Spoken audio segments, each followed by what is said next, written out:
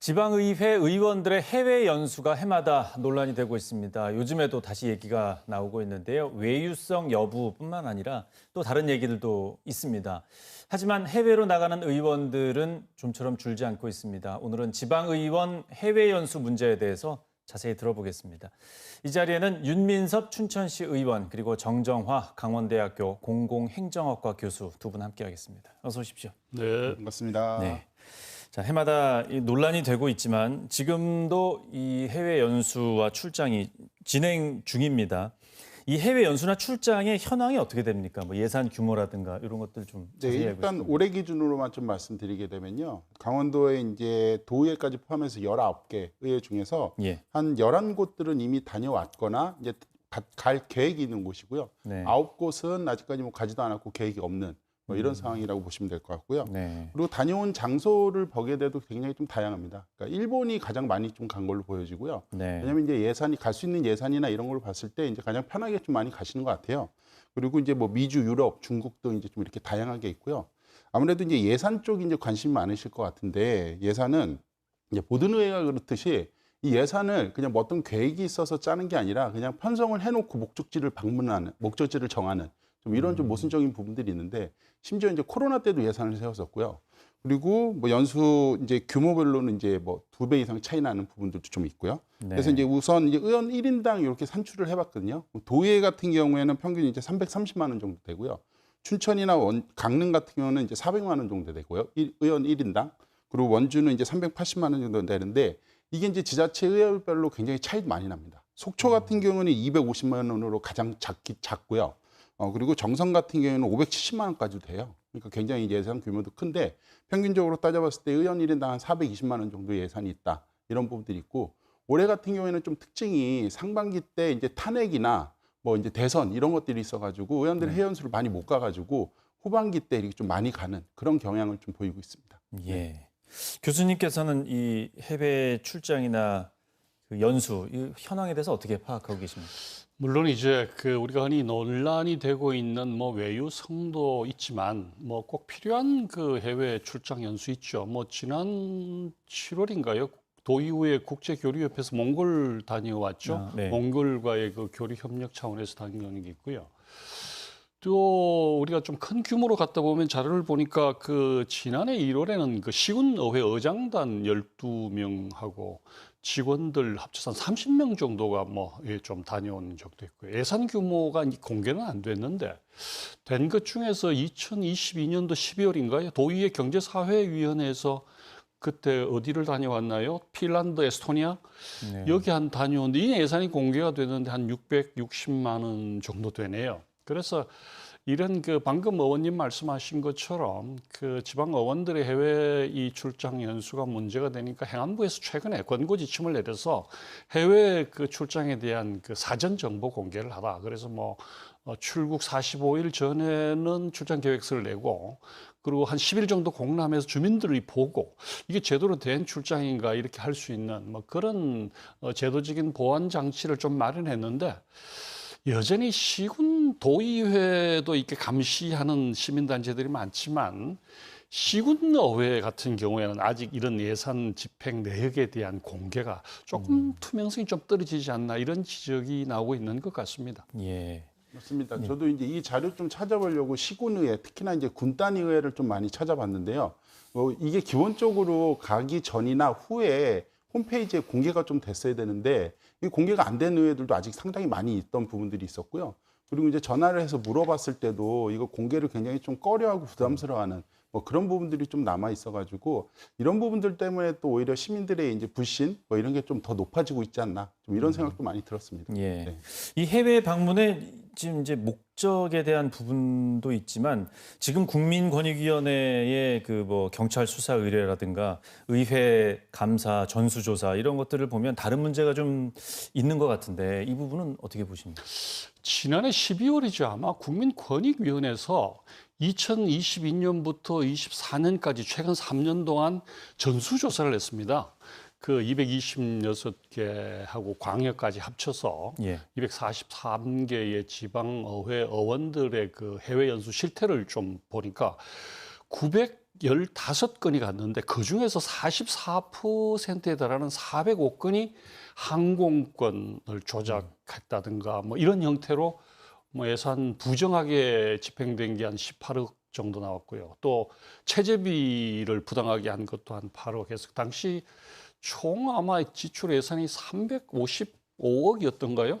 그 중에서 한 23억 정도니까 한 6.5% 정도가 부정하게 그 연수비가 집행된 게 아닌가. 그래서 막 권익위에서 제도 개선 네. 방안도 내놨고요. 물론 당시에는 이게 무슨 어떤 정치적인 뭐 의도나 배경이 있지 않는가라는 얘기도 있었지만 윤석열 정부 때죠. 윤석열 정부의 국정과제 중에 지방의회의 책무성과 투명성 강화가 국정과제 포함돼 있었습니다. 아마 그런 차원에서 전수조사가 이루어졌다고 보고요. 사실은 우리가 이제 언론에도 많이 보도된 것처럼 2018년에 그 경북 예천군 의원들이 미국 가면서 이렇게 뭐 폭행, 음주 이런 문제들이 사회적으로 상당히 논란이 된 적이 있죠. 근데 저는 이 문제를 보면서 뭐 권익위에 지난번 지방의회에 대한 전수조사가 나왔습니다만 전 동일한 잣대로 국회의원들에게도 왜 이런 잣대를 적용되지 않느냐 하는 의문을 갖습니다. 사실은 국회의원 같은 경우는 특혜 규모라든가 이 갑질의 행태라는 게 지방의원들하고는 가히 비교할 수 없거든요. 그래서 저는 이게 제가 이런 표현이 조금 어폐가 있습니다만 좀 만만해 보이는 지방의회뿐만 아니고 국회의원에 대한 책무성과 투명성도 저는 동시에 좀 봐야 될 필요가 있다. 이런 말씀을 드리고 싶습니다. 예. 유민석 의원님도 말씀해 물론 이제 국회의원도 잘해야 되고 다 이제 지방의원도 마찬가지인 것 같은데 이게 굉장히 심각한 것 같아요. 예전에는 이제 지방의원들이 해외 연수를 가면은 이제 도덕적으로 이렇게 경기가 어려운데 꼭 나가야 되냐, 그리고 나가서 뭐 사고 친다, 뭐 이런 부분들이 많았었는데 네. 이번 권익위 조사 같은 경우에는 명백한 범법 행위가 광범위하게 이루어졌다, 이런 부분들이 좀 밝혀진 것 같아요. 그러니까 항공권 위조 같은 경우가 굉장히 많이 지금 드러났는데 그 위조 금액만 해도 18억 정도 된다는 거예요. 그러니까 비싼 항공권을 끊었다가 싼 걸로 바꾸면서 그 차액을 예를 들면 이제 자부담을 낮추는 방향이나 아니면은 이제 가서 쓸 수 있는 돈을 마련하기 위한 창구로 했다는데 이게 그냥 한두 의회만 한 게 아니라 굉장히 많이 됐고 특히나 강원도 같은 경우도 이제 19개 도의회까지 포함해가지고 19개 의회 중에서 지금 17개가 수사를 받거나 감사를 받는 상황인 거예요. 굉장히 심각한 상황이고 도의회나 양구, 화천 이런 의회 같은 경우는 지금 압수수색까지도 들어간 부분들이거든요. 그러니까 지금까지 이제 도덕적인 문제도 있었지만 지금 이후에는 권익위 조사 이후에는 이제 이런 범죄 행위까지도 같이 있었다. 그래서 이 부분에 대해서는 좀 철저한 조사가 필요할 것 같고요. 그래야지 좀 신뢰가 다시 쌓이지 않을까, 좀 이런 생각도 많이 하고 있습니다. 예, 네. 전수조사이기 때문에 모든 지금 시군 도의원이 다 대상이 되는 것 같습니다. 그리고 가서 유민석- 가서 이제 체류했을 때도 뭐 예를 들면 소주나 뭐 안주 사는 건 기본이고요. 뭐 숙취 해소제, 영양제 뭐 예. 이런 것들도 공금으로 샀다는 거잖아요. 그러니까 이런 거를 봤을 때 굉장히 시민들이 봤을 때 무슨 생각을 할까? 좀 이런 좀 안타까운 상황이 많이 발생을 했습니다. 예. 네. 유민석 의원님은 아직 한 번도 안 가셨죠? 네, 저는 이런 문제들이 있어가지고 아예 공약으로도 그리고 이제 의원이 되기 전부터 뭐 코로나 때 해외 연수 예산을 세우던가 좀 이런 부분들이 굉장히 문제 지적을 많이 했었고 공약으로도 이런 식의 시스템으로는 해외 연수 가는 건 바람직하지 않다. 그래서 이제 공약으로 넣어가지고 아직까지 가지 않고 있습니다. 예. 그 견학의 개념으로 네. 봤을 때 해외 연수가 그래도 좀 필요한 부분은 있지 않나. 네네. 뭐 이런 의견에 대해서는 어떻게 보세요? 맞습니다. 그 아까 교수님도 말씀해 주셨지만 좋은 해외 연수도 해외 가서 이제 좋은 뭐 교류를 맺거나 뭐 어떤 좋은 문물을 배우거나 뭐 이런 부분들도 충분히 필요하다고 하는데 지금은 가서 배우는 게 중심이 아니라 이 해외 연수에 대한 잘못된 시스템을 의회에서 어떻게 고칠까 하는 게 먼저인데 그 시스템을 고치려고 하는 노력은 별로 없이 그냥 명분만 앞세운다고 하면은 이 부분에 대해서 시민들이 공감해 줄까요? 저는 그렇게 생각하지 않는 부분들이 있거든요. 예. 그래서 지금은 이렇게 그 인식이 안 좋고 문제가 많은 이 해외 연수 시스템을 의원들이 어떻게 바꿀까 하는 고민의 지점이 우선이 되어야 된다고 생각을 하고 있습니다. 예. 네.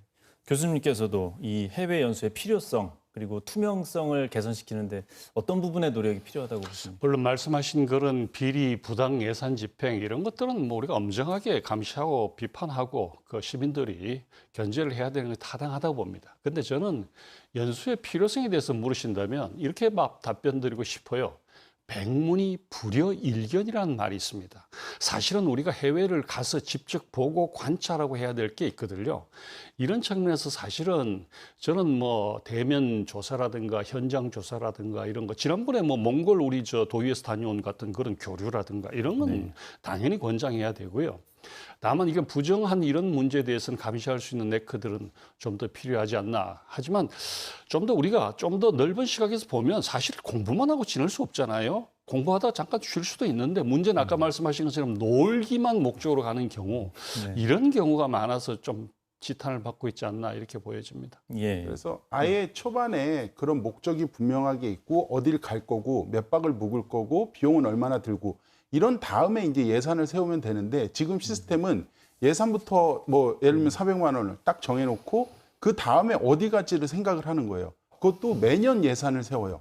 그거는 저는 분명히 문제가 있다고 생각이 듭니다. 예. 네. 그 의회의 이런 예산 책정을 또 감시할 수 있는 어떤 수단을 맞습니다. 만들어가는 게 좀 필요해 보이네요.